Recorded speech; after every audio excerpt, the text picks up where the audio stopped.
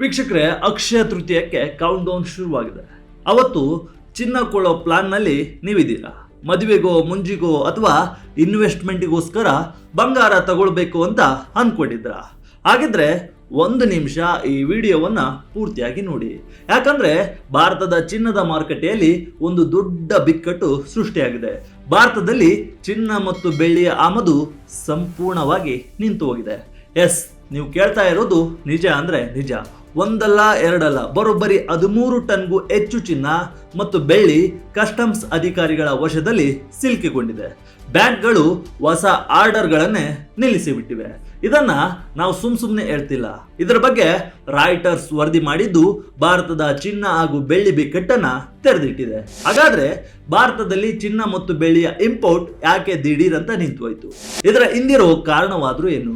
ಇದರಿಂದ common man ಮೇಲೆ ನಾವು ಕೊಳ್ಳುವ ಚಿನ್ನದ ಮೇಲೆ ಏನು ಪರಿಣಾಮ ಬೀರಲಿದೆ? ಅಕ್ಷಯ ತೃತೀಯಕ್ಕೆ ಚಿನ್ನದ ಕೊರತೆ ಉಂಟಾಗುತ್ತಾ? ಬೆಲೆ ಗಗನಕ್ಕೇರುತ್ತಾ? ಅಥವಾ ಇದರ ಹಿಂದೆ ಸರ್ಕಾರದ ಯಾವುದಾದ್ರೂ ಈಡನ್ ಅಜೆಂಡಾ ಇದೆಯಾ? ಈ ಎಲ್ಲಾ ಪ್ರಶ್ನೆಗಳಿಗೆ ಈ ವಿಡಿಯೋದಲ್ಲಿ ಉತ್ತರವನ್ನ ನೋಡೋಣ ಬನ್ನಿ. ಭಾರಿ ಚಿನ್ನ ಬೆಳ್ಳಿ ಬಿಕ್ಕಟ್ಟು, ಆಮದು ಸ್ಥಗಿತ, ಕಸ್ಟಮ್ಸ್ನಲ್ಲಿ ಸಿಲುಕಿದ 13 ಟನ್ ಚಿನ್ನ ಬೆಳ್ಳಿ. ವೀಕ್ಷಕರೇ, ಮೊದಲು ಈಗಿನ ಪರಿಸ್ಥಿತಿ ಏನು ಅನ್ನೋದನ್ನ ಅರ್ಥ ಮಾಡ್ಕೊಳ್ಳೋಣ. ಭಾರತದಲ್ಲಿ ಚಿನ್ನ ಮತ್ತು ಬೆಳ್ಳಿಯನ್ನ ಆಮದು ಮಾಡಿಕೊಳ್ಳುವ ಅಧಿಕಾರ ಇರೋದು ರಿಸರ್ವ್ ಬ್ಯಾಂಕ್ನಿಂದ ಮಾನ್ಯತೆ ಪಡೆದ ಬ್ಯಾಂಕ್ಗಳಿಗೆ ಮಾತ್ರ. ಈ ಬ್ಯಾಂಕ್ಗಳು ವಿದೇಶಿ ಪೂರೈಕೆದಾರರಿಂದ ಅಂದ್ರೆ ಫಾರಿನ್ ಸಪ್ಲೈಯರ್ಸ್ನಿಂದ ಚಿನ್ನ ಬೆಳ್ಳಿಯನ್ನ ಖರೀದಿಸಿ ಭಾರತಕ್ಕೆ ಇಂಪೋರ್ಟ್ ಮಾಡಿಕೊಳ್ತವೆ, ತರಿಸ್ಕೊಳ್ತವೆ. ಆದರೆ ಈಗ ಈ ಎಲ್ಲಾ ಬ್ಯಾಂಕ್ಗಳು ಹೊಸ ಆರ್ಡರ್ಗಳನ್ನೇ ನೀಡುವುದನ್ನ ನಿಲ್ಲಿಸಿಬಿಟ್ಟಿವೆ. ಅದು ಯಾಕೆ ಗೊತ್ತಾ? ಯಾಕಂದ್ರೆ ಈಗಾಗಲೇ ಇಂಪೋರ್ಟ್ ಮಾಡಿಕೊಂಡಿರೋ ಬೃಹತ್ ಪ್ರಮಾಣದ gold and silver customs clearance ಸಿಗದೆ ಸಿಲುಕಿಕೊಂಡಿದೆ. ರಾಯ್ಟರ್ಸ್ ಸುದ್ದಿ ಸಂಸ್ಥೆಯ ಮೂಲಗಳ ಪ್ರಕಾರ ಸುಮಾರು 5 ಟನ್ಗೂ ಹೆಚ್ಚು ಚಿನ್ನ ಮತ್ತು 8 ಟನ್ಗೂ ಅಧಿಕ ಬೆಳ್ಳಿ ಕಸ್ಟಮ್ ಕ್ಲಿಯರೆನ್ಸ್ ಇಲ್ಲದೆ ಸಿಲುಕಿಕೊಂಡಿದೆ. ಮುಂಬೈನ ಖಾಸಗಿ ಬ್ಯಾಂಕ್ ಒಂದರ ಅಧಿಕಾರಿಯೊಬ್ರು ಹೇಳೋ ಪ್ರಕಾರ ಈ ಹಿಂದೆ ಬಂದಿರೋ ಗೋಲ್ಡ್ ಅಂಡ್ ಸಿಲ್ವರ್ ಕನ್ಸೈನ್ಮೆಂಟ್ಗಳೇ ಕ್ಲಿಯರ್ ಆಗ್ತಿಲ್ಲ. ಹೀಗಿರುವಾಗ ಹೊಸದಾಗಿ ಗೋಲ್ಡ್ ಅಂಡ್ ಸಿಲ್ವರ್ ಅನ್ನ ಆರ್ಡರ್ ಮಾಡಿ ತರಿಸಿಕೊಳ್ಳೋದ್ರಲ್ಲಿ ಅರ್ಥವೇ ಇಲ್ಲ ಅಂತ ಹೇಳ್ತಿದ್ದಾರೆ. ಇದೇ ಕಾರಣಕ್ಕೆ ಎಲ್ಲಾ ಬ್ಯಾಂಕ್ಗಳು ಸದ್ಯಕ್ಕೆ ಆಮದು ಪ್ರಕ್ರಿಯೆಯನ್ನ ಸಂಪೂರ್ಣವಾಗಿ ತಡೆ ಹಿಡಿದಿವೆ. ಬ್ಯಾಂಕ್ಗಳಿಂದ ಚಿನ್ನ ಬೆಳ್ಳಿ ಆಮದು ನಿಂತಿದ್ದೇಕೆ? ಡಿಜಿಎಫ್ಟಿಯ ವಿಳಂಬ ನೀತಿಯಿಂದ ಈ ಅವಾಂತರ. ಹಾಗಾದ್ರೆ ಈ ಚಿನ್ನ ಬೆಳ್ಳಿ ಕಸ್ಟಮ್ಸ್ ನಲ್ಲಿ ಯಾಕೆ ಸಿಲುಕಿಕೊಂಡಿದೆ? ಬ್ಯಾಂಕ್ಗಳು ಯಾಕೆ ಇಂಪೋರ್ಟ್ ಅನ್ನ ನಿಲ್ಲಿಸಿವೆ? ಇದರ ಹಿಂದಿರೋ ಕಾರಣ ಕೇಳಿದ್ರೆ ನಿಮಗೂ ಆಶ್ಚರ್ಯ ಆಗ್ಬಹುದು, ಸರ್ಪ್ರೈಸ್ ಆಗ್ಬಹುದು. ಇದು ಯಾವುದೋ ದೊಡ್ಡ ಹಗರಣ ಅಲ್ಲ, ಸ್ಕ್ಯಾಮ್ ಅಲ್ಲ, ಬ್ಯಾಂಕ್ಗಳು ಮಾಡಿದೋ ತಪ್ಪಂದ್ರೂ ಅಲ್ವೇ ಅಲ್ಲ. ಬದಲಾಗಿ ಇದು ಕೇವಲ ಒಂದು ಗೌರ್ಮೆಂಟ್ ಆರ್ಡರ್ನ ವಿಳಂಬದಿಂದ ಆಗಿರೋ ದೊಡ್ಡ ಅವಾಂತರ.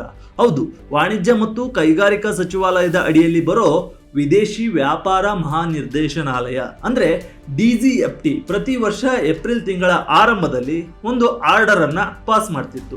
ಆ ಆದೇಶದಲ್ಲಿ ರಿಸರ್ವ್ ಬ್ಯಾಂಕ್ ಆಫ್ ಇಂಡಿಯಾ ಯಾವೆಲ್ಲ ಬ್ಯಾಂಕ್ಗಳಿಗೆ ಚಿನ್ನ ಮತ್ತು ಬೆಳ್ಳಿಯನ್ನ ಇಂಪೋರ್ಟ್ ಮಾಡಿಕೊಳ್ಳಲು ಅಧಿಕಾರ ನೀಡಿದೆ ಅನ್ನೋ ಲಿಸ್ಟ್ ಇರುತ್ತೆ.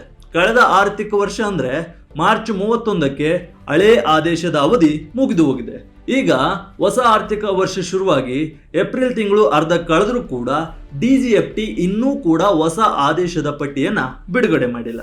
ಪ್ರತಿ ವರ್ಷ ಏಪ್ರಿಲ್ ಮೊದಲ ವಾರದಲ್ಲೇ ಈ ಆದೇಶ ಬಂದ್ಬಿಡ್ತಿತ್ತು. ಆದ್ರೆ ಈ ಬಾರಿ ವಿಳಂಬವಾಗಿದ್ರಿಂದ, ಡಿಲೇ ಆಗಿದ್ರಿಂದ ಕಸ್ಟಮ್ಸ್ ಅಧಿಕಾರಿಗಳಿಗೆ ಯಾವ ಬ್ಯಾಂಕ್ಗಳಿಗೆ ಅಧಿಕಾರ ಇದೆ, ಯಾವುದಕ್ಕೆ ಇಲ್ಲ ಅನ್ನೋ ಅಧಿಕೃತ ಮಾಹಿತಿ ಇಲ್ಲ. ಇದೇ ಕಾರಣಕ್ಕೆ ಅವರು ಚಿನ್ನ ಮತ್ತು ಬೆಳ್ಳಿಯ ಕನ್ಸೈನ್ಮೆಂಟ್ಗಳನ್ನ ಕ್ಲಿಯರ್ ಮಾಡ್ತಿಲ್ಲ. ಈ ಒಂದು ಸಣ್ಣ ಆಡಳಿತಾತ್ಮಕ ಅಂದ್ರೆ ಅಡ್ಮಿನಿಸ್ಟ್ರೇಟಿವ್ ಡಿಲೆಯಿಂದ ಇಂದು ದೇಶದಲ್ಲಿ ಚಿನ್ನ ಮತ್ತು ಬೆಳ್ಳಿಯ ಪೂರೈಕೆ ಸರಪಳಿಯೇ ಕಟ್ಟಾಗುವ ಹಂತಕ್ಕೆ ಬಂದು ತಲುಪಿದೆ. ಚಿನ್ನದ ಬರಗಾಲ ಶುರು, ಬೆಲೆ ಏರಿಕೆ ಫಿಕ್ಸ್. ಈ ಅಕ್ಷಯ ತೃತೀಯಕ್ಕೆ ಬಂಗಾರ ಸಿಗಲ್ವಾ? ಈ ಆಮದು ಸ್ಥಗಿತದ ಎಫೆಕ್ಟ್ ಏನಾಗಬಹುದು ಅಂತ ನೀವು ಕೇಳಬಹುದು. ಇದರ ನೇರ ಪರಿಣಾಮ, ನೇರ ಎಫೆಕ್ಟ್ ಬೀಳೋದು ನಿಮ್ಮಂತ ಕಾಮನ್ ಮ್ಯಾನ್, ಸಾಮಾನ್ಯ ಗ್ರಾಹಕರ ಮೇಲೆ. ಯಾಕಂದ್ರೆ ನಮ್ಮ ದೇಶದಲ್ಲಿ ಚಿನ್ನದ ಬೇಡಿಕೆ ಎಷ್ಟಿದೆ ಅಂದ್ರೆ ನಾವು ಜಗತ್ತಿನಲ್ಲೇ 2ನೇ ಅತಿ ದೊಡ್ಡ ಚಿನ್ನದ ಗ್ರಾಹಕರು. ಬೆಳ್ಳಿಯಲ್ಲಂತೂ ನಾವೇ ನಂಬರ್ 1. ಆದ್ರೆ ನಮ್ಮ ಬೇಡಿಕೆಯ ಬಹುತೇಕ ಎಲ್ಲಾ ಚಿನ್ನ ಬೆಳ್ಳಿಯನ್ನ ನಾವು ಫಾರಿನ್ಗಳಿಂದಲೇ ತರಿಸ್ಕೊಳ್ಬೇಕು. ನಮ್ಮಲ್ಲಿ ಉತ್ಪಾದನೆ ಆಗುವುದು ನಗಣ್ಯ.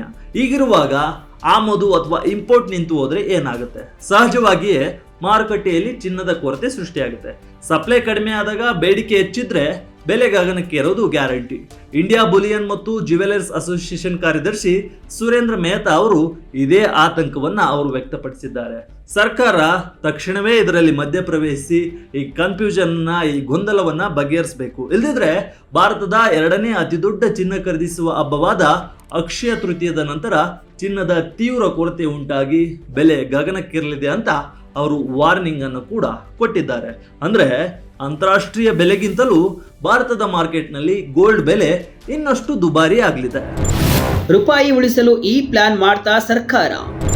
ತೆರೆಮರೆಯಲ್ಲಿ ನಡೆಯುತ್ತಿದೆಯಾ ಆರ್ಥಿಕ ತಂತ್ರ? ಈಗ ಇನ್ನೊಂದು ಪ್ರಮುಖ ವಿಚಾರಣೆಗೆ ಬರೋಣ. ಇದು ಕೇವಲ ಆಡಳಿತಾತ್ಮಕ ವಿಳಂಬನ ಅಥವಾ ಇದರ ಹಿಂದೆ ಸರ್ಕಾರದ ಯಾವುದಾದ್ರೂ ದೊಡ್ಡ ಆರ್ಥಿಕ ತಂತ್ರ ಅಡಗಿದೆಯಾ ಎಂಬ ಪ್ರಶ್ನೆಯೂ ಕೂಡ ಎದ್ದಿದೆ. ಕೋಲ್ಕತ್ತಾದ ಬುಲಿಯನ್ ಡೀಲರ್ ಒಬ್ಬರ ಪ್ರಕಾರ ಇದರ ಹಿಂದೆ ಸರ್ಕಾರದ ಒಂದು ಲೆಕ್ಕಾಚಾರ ಇರಬಹುದು ಅಂತ ಹೇಳ್ತಿದ್ದಾರೆ. ಅವರ ಪ್ರಕಾರ ಇರಾನ್ ಸಂಘರ್ಷದಿಂದಾಗಿ ಈಗಾಗಲೇ ಕಚ್ಚಾ ತೈಲ, ಗ್ಯಾಸ್ ಮತ್ತು ರಸಗೊಬ್ಬರದ ಬೆಲೆ ಜಾಗತಿಕವಾಗಿ ಭಾರಿ ಪ್ರಮಾಣದಲ್ಲಿ ಏರಿಕೆ ಕಾಣ್ತಿದೆ. ಇದರಿಂದ ಭಾರತದ ಇಂಪೋರ್ಟ್ ಬಿಲ್ ಅಂದ್ರೆ ನಾವು ವಿದೇಶಗಳಿಗೆ ಕೊಡಬೇಕಾದ ಹಣ ಏಪ್ರಿಲ್ ತಿಂಗಳಲ್ಲಿ ಭಾರಿ ಪ್ರಮಾಣದಲ್ಲಿ ಹೆಚ್ಚಾಗುವ ಸಾಧ್ಯತೆ ಇದೆ. ಹೀಗೆ ಇಂಪೋರ್ಟ್ ಹೆಚ್ಚಾದಾಗ ದೇಶದ ವ್ಯಾಪಾರ ಕೊರತೆ ಹೆಚ್ಚಾಗಿ ನಮ್ಮ ರೂಪಾಯಿ ಮೌಲ್ಯ ಕುಸಿಯುತ್ತೆ. ಈಗಾಗಲೇ ಈ ವರ್ಷ ಏಷ್ಯಾದಲ್ಲೇ ರೂಪಾಯಿ ಅತ್ಯಂತ ಕಳಪೆ ಪ್ರದರ್ಶನವನ್ನ ನೀಡಿದೆ. ಜೊತೆಗೆ ಡಾಲರ್ ಎದುರು ದಿನದಿಂದ ದಿನಕ್ಕೆ ಚಿನ್ನದ ಬೆಲೆ ಕುಸಿಯುತ್ತಲೇ ಇದೆ. ಈಗಾಗಲೇ 92+ ಆಗಿದೆ. ಹೀಗಾಗಿ ವ್ಯಾಪಾರದ ಕೊರತೆಯನ್ನ ಕಂಟ್ರೋಲ್ ನೀಡಲು ಮತ್ತು ರೂಪಾಯಿಗೆ ಸಪೋರ್ಟ್ ಅನ್ನು ನೀಡಲು ಸರ್ಕಾರವೇ ಉದ್ದೇಶಪೂರ್ವಕವಾಗಿ ಚಿನ್ನ ಮತ್ತು ಬೆಳ್ಳಿಯಂತಹ ಅತಿ ಹೆಚ್ಚು ಆಮದಾಗುವ ವಸ್ತುಗಳ ಪ್ರಕ್ರಿಯೆಯನ್ನ ಸ್ಲೋ ಮಾಡ್ತಿದೆ. ಇದು ಕೂಡ ಒಂದು ಸಾಧ್ಯತೆ ಅಂತ ಅನಲೈಸ್ ಮಾಡಲಾಗ್ತಿದೆ. ಸದ್ಯಕ್ಕೆ ಮಳಿಗೆಗಳಿಗೆ ಚಿನ್ನ ಎಲ್ಲಿಂದ ಬರ್ತಿದೆ? ಮಾರುಕಟ್ಟೆ ನಂಬಿರೋದು ಹಳೆ ಸ್ಟಾಕ್ ಅನ್ನೇ. ಓಕೆ, ಒಂದ್ ಕಡೆ ಆಮದು ನಿಂತೋಗಿದೆ. ಹಾಗಾದ್ರೆ ಈಗ ಮಾರುಕಟ್ಟೆಯಲ್ಲಿ ಸಿಗ್ತಿರೋ ಚಿನ್ನ ಎಲ್ಲಿಂದ ಬರ್ತಿದೆ? ಹೊಸ ಆಮದು ಇಲ್ಲದ ಮೇಲೆ ಜ್ಯುವೆಲರಿ ಶಾಪ್ಗಳು ಹೇಗೆ ನಡೀತಿವೆ? ಸದ್ಯಕ್ಕೆ ಎರಡು ಮೂಲಗಳಿಂದ ಮಾರ್ಕೆಟ್ಗೆ ಚಿನ್ನ ಎಂಟ್ರಿ ಆಗ್ತಿದೆ, ಚಿನ್ನ ಸಪ್ಲೈ ಆಗ್ತಿದೆ. ಒಂದು ಇಂದಿನ ತಿಂಗಳುಗಳಲ್ಲಿ ಅಂದ್ರೆ ಕಳೆದ ತಿಂಗಳಲ್ಲಿ ಇಂಪೋರ್ಟ್ ಮಾಡ್ಕೊಂಡ ಇಟ್ಕೊಂಡಿದ್ದ ಹಳೆ ದಾಸ್ತಾನು. ಎರಡನೇದು ಎಕ್ಸ್ಚೇಂಜ್ ಟ್ರೇಡೆಡ್ ಫಂಡ್ಗಳಿಂದ ಜನರು ತಮ್ಮ ಇನ್ವೆಸ್ಟ್ಮೆಂಟ್ ಅನ್ನ ಹಿಂಪಡ್ತಿದ್ದಾರೆ. ETF ಅಂದ್ರೆ ಚಿನ್ನದ ಮೇಲೆ ಮಾಡೋ ಒಂದು ರೀತಿಯ ಡಿಜಿಟಲ್ ಇನ್ವೆಸ್ಟ್ಮೆಂಟ್. ಈಗ ಜನರು ಅದನ್ನು ಮಾರಿ ಕ್ಯಾಶ್ ಮಾಡ್ಕೊಳ್ತಿದ್ದಾರೆ. ಆ ಚಿನ್ನ ಮಾರುಕಟ್ಟೆಗೆ ಬರ್ತಿದೆ. ಆದ್ರೆ ಈ ಎರಡೂ ಮೂಲಗಳು ಶಾಶ್ವತವಲ್ಲ, ಕೇವಲ ತಾತ್ಕಾಲಿಕ ಮಾತ್ರ. ಹಳೆ ಸ್ಟಾಕ್ ಕೆಲವೇ ದಿನಗಳಲ್ಲಿ ಖಾಲಿ ಆಗಲಿದೆ. ಆ ನಂತರ ನಿಜವಾದ ಕೊರತೆ ಶುರುವಾಗಲಿದೆ. ಇನ್ನು ಏಪ್ರಿಲ್ 17ರಂದು MCX ನಲ್ಲಿ 24 ಕ್ಯಾರೆಟ್ ಚಿನ್ನದ ಬೆಲೆ 10 ಗ್ರಾಮ್ಗೆ 1,53,188 ರೂಪಾಯಿ ಇತ್ತು. ಬೆಳ್ಳಿ ಬೆಲೆ ಕೆಜಿಗೆ 2,50,000 ರೂಪಾಯಿ ಇದೆ. ಚಿನ್ನ ಬೆಳ್ಳಿ ಆಭರಣ ಆಮದಿಗೆ ನಿರ್ಬಂಧ. ಜ್ಯುವೆಲರಿ ಆಮದಿಗೆ ವಿಶೇಷ ಲೈಸೆನ್ಸ್ ಬೇಕು. ಇದೆಲ್ಲ ಒಂದ್ ಕಡೆ ಆದ್ರೆ ಕೆಲ ದಿನಗಳ ಹಿಂದಷ್ಟೇ ಇದೇ DGFT ಚಿನ್ನದ ಆಮದಿಗೆ ಸಂಬಂಧಿಸಿದಂತೆ ಒಂದು ಪ್ರಮುಖ ಆದೇಶವನ್ನು ಕೂಡ ಹೊರಡಿಸಿತ್ತು. ಚಿನ್ನ, ಬೆಳ್ಳಿ ಮತ್ತು ಪ್ಲಾಟಿನಂ ಆಭರಣಗಳ ಆಮದನ್ನ ಮುಕ್ತ ವರ್ಗದಿಂದ ಅಂದ್ರೆ ಪ್ರೀ ಕ್ಯಾಟಗರಿಯಿಂದ ನಿರ್ಬಂಧಿತ ವರ್ಗಕ್ಕೆ ಮೂವ್ ಮಾಡಿತ್ತು. ಇದರರ್ಥ ಇನ್ಮುಂದೆ ಆಭರಣಗಳನ್ನ ಆಮದು ಮಾಡಿಕೊಳ್ಳಲು ಸರ್ಕಾರದ ಸ್ಪೆಷಲ್ ಲೈಸೆನ್ಸ್ ಅಥವಾ ಪೂರ್ವಾನುಮತಿ ಕಡ್ಡಾಯವಾಗಿದೆ. ಈ ಕಠಿಣ ನಿಯಮವನ್ನ ಯಾವುದೇ ಕಾಲಾವಕಾಶ ನೀಡದೆ ತಕ್ಷಣವೇ ಜಾರಿಗೆ ತರಲಾಗಿದೆ. ಈಗಾಗಲೇ ಅಮೌಂಟ್ ಅನ್ನ ಪೇಮೆಂಟ್ ಮಾಡಿದ ಅಥವಾ ಶಿಪ್ ನಲ್ಲಿ ಬರೋಲಿರುವ ಚಿನ್ನಾಭರಣಗಳಿಗೂ ಈ ನ್ಯೂ ರೂಲ್ ಅನ್ವಯವಾಗಲಿದೆ ಅಂತ ಸರ್ಕಾರ ಸ್ಪಷ್ಟಪಡಿಸಿದೆ. ಈ ದಿಢೀರ್ ಕ್ರಮದ ಹಿಂದಿರೋ ಪ್ರಮುಖ ಕಾರಣವೆಂದ್ರೆ ಮುಕ್ತ ವ್ಯಾಪಾರ ಒಪ್ಪಂದಗಳ ದುರ್ಬಳಕೆಯನ್ನು ತಡೆಯುವುದು. ಕೆಲವು ವ್ಯಾಪಾರಿಗಳು ಭಾರತ ಆಸಿಯಾನ್ ಒಪ್ಪಂದವನ್ನು ಬಳಸಿಕೊಂಡು ಕಚ್ಚಾ ಚಿನ್ನ ಮತ್ತು ಬೆಳ್ಳಿಯ ಮೇಲಿನ ಹೆಚ್ಚಿನ ಆಮದು ಸುಂಕವನ್ನು ತಪ್ಪಿಸಲು ಅವುಗಳನ್ನು ಆಭರಣ ಅಂತ ಘೋಷಿಸಿ ಕಡಿಮೆ ಸುಂಕದಲ್ಲಿ ದೇಶದೊಳಗೆ ತರಿಸಿಕೊಳ್ತಿದ್ರು. ಈ ಅಕ್ರಮಕ್ಕೆ ಕಡಿವಾಣ ಹಾಕುವುದೇ ಸರ್ಕಾರದ ಪ್ರಮುಖ ಉದ್ದೇಶವಾಗಿದೆ. ಆದರೆ ಈ ಕ್ರಮದಿಂದಾಗಿ ಉದ್ಯಮದಲ್ಲಿ ಮಿಶ್ರ ಪ್ರತಿಕ್ರಿಯೆ ವ್ಯಕ್ತವಾಗಿದೆ. ಮಿಕ್ಸ್ಡ್ ರೆಸ್ಪಾನ್ಸ್ ಕಂಡು ಬಂದಿದೆ. ಅಕ್ರಮವನ್ನು ತಡೆಯಲು ಸ್ವಾಗತಾರ್ಹವಾದರೂ ಪರವಾನಗಿ ಪಡೆಯುವಲ್ಲಿ ಆಗಬಹುದಾದ ಡಿಲೇ ಮತ್ತು ಅಧಿಕಾರಿಶಾಹಿ ಅಡೆತಡೆಗಳಿಂದ ಪ್ರಾಮಾಣಿಕ ವ್ಯಾಪಾರಿಗಳಿಗೆ ತೊಂದರೆ ಆಗಬಹುದು ಎಂಬ ಆತಂಕ ಕೂಡ ಮನೆ ಮಾಡಿದೆ. ಒಟ್ನಲ್ಲಿ ಸದ್ಯಕ್ಕೆ ಭಾರತದ ಚಿನ್ನದ ಮಾರುಕಟ್ಟೆಯಲ್ಲಿ ಒಂದು ದೊಡ್ಡ ಅನಿಶ್ಚಿತತೆ ನಿರ್ಮಾಣವಾಗಿದೆ. DGFTಯ ಒಂದು ಆದೇಶಕ್ಕಾಗಿ ಇಡೀ ಚಿನ್ನದ ಉದ್ಯಮವೇ ಕಾಯ್ತಿದೆ. ಈ ವಿಳಂಬ ಹೀಗೆ ಮುಂದುವರೆದರೆ ಹಬ್ಬದ ಸೀಸನ್ ನಲ್ಲಿ ಗ್ರಾಹಕರ ಜೇಬಿಗೆ ಕತ್ತರಿ ಬೀಳೋದು ಗ್ಯಾರಂಟಿ. ಈ ಬೆಳವಣಿಗೆಯ ಬಗ್ಗೆ ನಿಮ್ಮ ಅಭಿಪ್ರಾಯವೇನು ಎಂಬುದನ್ನು ತಿಳಿಸಿ.